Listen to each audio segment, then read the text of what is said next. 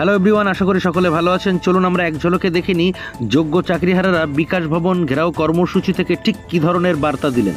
সবার আগে তো যে দপ্তরে আমরা আছি সেই দপ্তরের মন্ত্রী সহ মুখ্যমন্ত্রী সহ যত পার্লামেন্ট বিধানসভায় যারা যারা এখন গিয়েছে তাদের সবাইকে যোগ্যতার পরীক্ষা দিতে হবে এবং তাদের প্রত্যেককে নতুন করে নির্বাচিত হতে হবে। আমাদের বিরুদ্ধে কোনো রকম অভিযোগ নেই এবং তারপরেও আমাদের যে চাকরিটা গেল সেখানে আমাদের মূল দায়ী স্কুল সার্ভিস কমিশন এবং রাজ্য সরকার। তাই এই চাকরির জন্য আমরা দ্বিতীয়বার কোনো পরীক্ষা দেব না, এটা আমাদের স্পষ্ট ডিক্লারেশন। পরীক্ষা দেব না, কারণ আমরা এই দেখুন অনেকে আবার আমাদেরকে টিপ্পণী করছে কেন দেবেন না, পরীক্ষা দিয়ে পাস করতে কি অসুবিধা। তাহলে সবার আগে তো যে দপ্তরে আমরা আছি সেই দপ্তরের মন্ত্রী সহ মুখ্যমন্ত্রী সহ যত পার্লামেন্ট বিধানসভায় যারা যারা এখন গিয়েছে তাদের সবাইকে যোগ্যতার পরীক্ষা দিতে হবে এবং তাদের প্রত্যেককে নতুন করে নির্বাচিত হতে হবে। কারণ এদের প্রত্যেকের ভোট আমরা করিয়েছিলাম। তাহলে এদেরকে আগে এরা সবাই রাস্তায় নামুক, আবার লাইনে দাঁড়াক, নির্বাচনে অংশগ্রহণ করুক, তারপরে আবার অন্য কথা হবে। তাহলে আমরা পরীক্ষা দেব না, এটা হচ্ছে আমাদের ফার্স্ট এবং অদ্বিতীয় দাবি আজকে। দ্বিতীয় হচ্ছে যা কিছু করবে, যেটা আমরা বলেছিলাম আলোচনার বাইরে গিয়ে করাই যাবে না, কারণ আমাদেরও তো লয়ার আছে। ওনারা বলছেন যে কোর্টের একটা অর্ডার আছে, যদি নোটিফিকেশন না দেওয়া হয় তাহলে ডিসেম্বর পর্যন্ত আমাদের যে কন্ট্রাক্ট যে কাজ করা সেটা আটকে যাবে টিচারদের ক্ষেত্রে।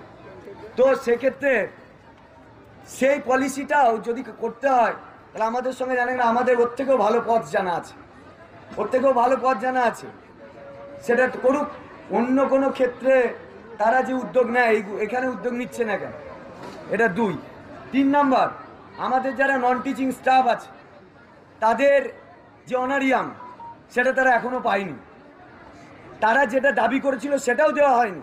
আমরা চাইছি এই মুহূর্তেই যে ইমিডিয়েট পুরো ব্যাপারটা মুখ্যমন্ত্রীকে হস্তক্ষেপ করতে হবে, কারণ শিক্ষামন্ত্রীর কাছে আমরা বলে ফেড আপ হয়ে গেছি। আমরা মনে করছি যে সবচেয়ে চূড়ান্ত ক্ষমতা মুখ্যমন্ত্রীর কাছেই আছে, কারণ হচ্ছে যে আমরা যে দাবি করছি সেই দাবি একমাত্র পূরণ উনি করতে পারবেন এবং উনি কিভাবে করবেন সেটা আমাদেরকে একেবারে অ্যাসিওর করতে হবে, শুধু প্রতিশ্রুতি নয়। বিজ্ঞপ্তি জারি করার কথা, এটা সত্য, কিন্তু কেমন বিজ্ঞপ্তি হবে সেখানে যেহেতু আমাদের চাকরি গিয়েছে, আমাদের সঙ্গে বসুক না, দিয়ে বলুক এই বিজ্ঞপ্তি এইভাবে আমরা প্রকাশ করতে চাইছি, আমরা তাদের সঙ্গে বুঝে নেবো কিভাবে বিজ্ঞপ্তি প্রকাশ করতে হবে। যেহেতু সুপ্রিম কোর্টের রায় ছিল যে যোগ্য যারা তাদেরকে কন্টিনিউয়েশন দেওয়া হয়েছে, এখন এটাও ছিল যে যারা প্রুভড টেন্টেড তাদেরকে টার্মিনেট করতে হবে। তারা নতুন পরীক্ষাতে যদি হয় সেটাই বসতেও পারবে না, আর তাদের বেতনও চালু থাকবে না। তাহলে সেই ব্যবস্থাটা কেন করলো না রাজ্য সরকার? শুধুমাত্র পরীক্ষা নিয়েই ভাবছে। তাহলে অন্য যে পদ্ধতিগুলো সুপ্রিম কোর্ট বাতলে দিয়েছিল, যেগুলো জাজমেন্টে দিয়েছিল, ওগুলো নিয়ে কোনো মাথা ব্যথা কেন নেই? আমরা দেখতে পাচ্ছি যখনই একটা অনারিয়াম ঘোষণা হলো, রাজ্যের মুখ্যমন্ত্রী তিনি বলছেন যোগ্য অযোগ্য বুঝতে পারছি না, আমি জানি না, আমি সবাইকেই দিয়ে দেব। এটা কি ধরনের বিচার?